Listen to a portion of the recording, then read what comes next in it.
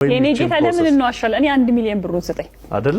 ሁለት አማራጭ ልሰጥህ። አንደኛው አማራጭ ምንድነው? 0.01 ሳንቲም ዛሬ አለ፣ ግን በየቀኑ ደብል እየሆነልህ ይሄዳል። ለአንድ ወር ነው የምናወራው። ደብል እየሆነልህ በየቀኑ ይሄዳል። 0.01 ናት ዛሬ 0.01 ናት፣ ነገ ደግሞ 0.02 ናት፣ ከነገ ወዲያ በሶስተኛው ቀን 0.04 ናት። እሱን አንድ ወር መጨረሻ ላይ መቀበል ትፈልጋለህ ወይስ ደግሞ ወሩንም አንሂድ ዛሬ 1 ሚሊዮን ብር ልስጥ? የኔ ጌታ ለምን እንዋሻለ? እኔ 1 ሚሊዮን ብር ወሰጠኝ አይደለ? እኔ አሁን ይችኛዋን ኤግዛምፕል ስወስዳት እንዴት መሰለ? አንድ ሚስት መጣችና ለአንድ ባል ይሄን ጥያቄ ጠየቀችው። የኔ ምላሽ አግኝተዋል። የኔ ምላሽ 1 ሚሊዮን ነው ብትወስድ። የሚገርም በዛ ባየሁትም ቪዲዮ ላይ የመረጠችው ያን ባልየው የመረጠው 1 ሚሊዮን ነው። ግን በጣም ነው የሚያስደነግጥ። በ15ኛው ቀን 163 ብር ከምናምን የደረሰች ሳንቲም መጨረሻ 30ኛው ቀን ላይ ስንት ብትሆን ጥሩ ነው?